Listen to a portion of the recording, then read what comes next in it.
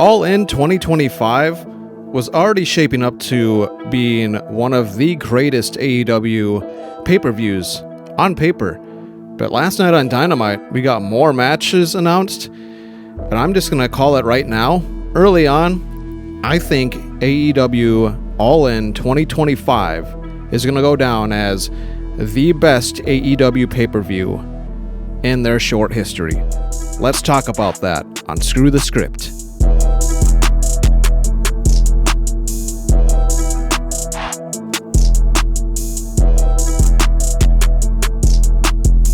Dynamite last night was really good. We saw some solid matches that pushed storylines.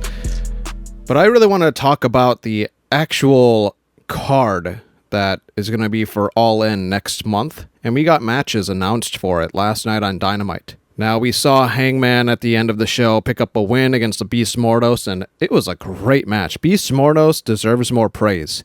He is fantastic in the ring. His presence is unique.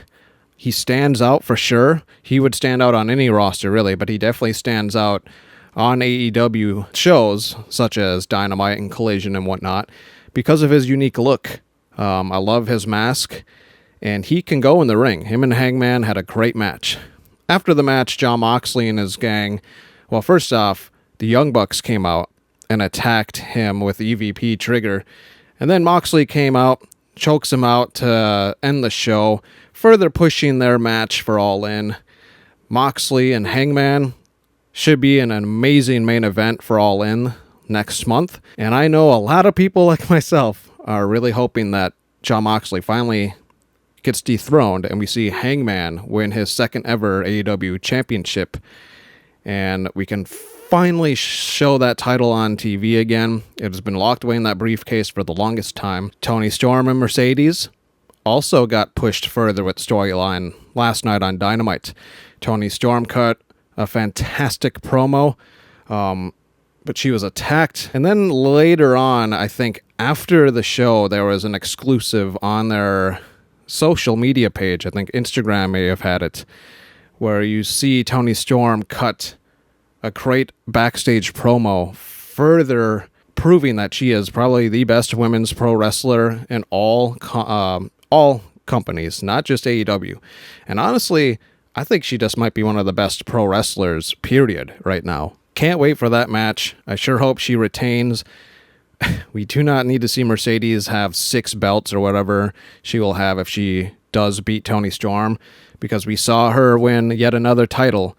She doesn't need it as much as Toni Storm needs to win at All In. Kenny Omega and Okada got pushed further as Kota Ibushi had his singles match, and I believe it was a singles match debut. I don't think he's ever had a singles match in AEW yet, because he has only had a few matches ever for AEW.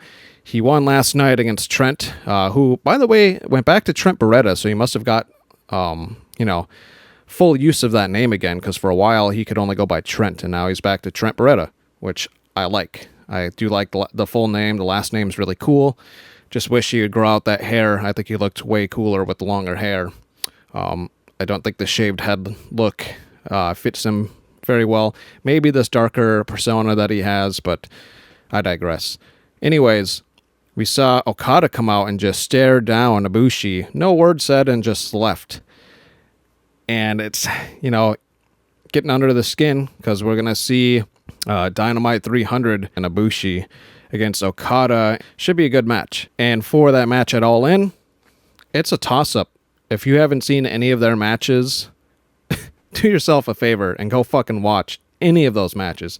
God damn, are they so good. We saw an announced tag title match that's going to happen at All In, officially. There's another one we'll get to in a second. The Hurt Syndicate will be taking on Mike Bailey and Kevin Knight, 2 of the newer signings for AEW that I both personally enjoy, and I like to see that they're getting the spotlight. But I'm going to say, aside from Revolution, I think All In and Revolution are like neck and neck on AEW's biggest shows of the year. I want to say this is probably their biggest show, though, considering they had Wembley a couple of years back, and now this is on pace to be possibly the record-selling non-WWE event in America. They are very close with these All In ticket sales. Obviously, the Hurt Syndicate's going to probably retain, but it's good to see that Kevin Knight and Mike Bailey get a push. Jet Speed is a great tag team nickname for them. Sky's the limit for them.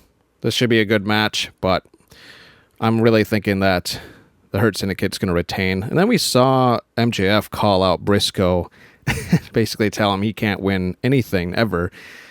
And later on in the night, that great Fatal 4-Way match for the number 1 spot in the men's Casino Gauntlet match, we saw Mark Briscoe win.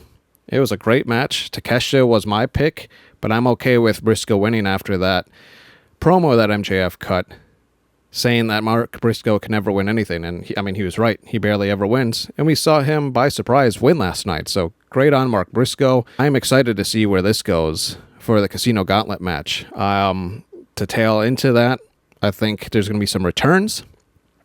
I think Wardlow's finally going to come back. I think he's wrapping up with the Gladiator series hosted by The Miz.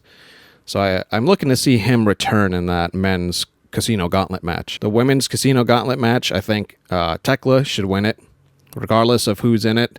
We may see Camille return for that, because she was also off for a while filming the American Gladiator series hosted by The Miz. I think she will be returning for the women's Casino Gauntlet match. But I want Tekla to win that. And then real quick, we saw some storyline progress last night. It's not quite official yet, but I'm assuming it will be a match on the card. We saw the Young Bucks get challenged by Swerve Strickland and Will Ospreay to put on their EVP titles on the line. It would be damn funny if we saw Swerve Strickland and Will Ospreay become new EVPs for AEW. There's no fucking way that's going to happen. But hey, make that an official match later this week, and it'll get more seats, asses to seats, like they say, for All In. I really do think that they're going to sell out their new wave that they released, and then if they release another wave of like 1,000 tickets, that will exceed, like I mentioned earlier, the record that has been made for a non-WWE event in America. I think it was a WCW event over 30 years ago at this point. That's all I had on this video. This has been Maverick with Screw the Script. You let me know down below what you thought about Dynamite last night. I thought it was a solid show. I'm going to give it a 7.5 out of 10. If 5's average, it was definitely above average. Pretty good, nothing spectacular, but it really did further feuds and storylines going into All In. You let me know down below who you think is going to win the Casino Gauntlet matches. Do you see any surprise returns, like I called Wardlow and Camille coming back? And give me your honest thought about who you think is going to walk away by the end of the show with the AEW Championship. Is it going to be Moxley retaining, or are we going to see Hangman win his second ever AEW Championship? This has been Maverick with Screw the Script. Thanks for watching.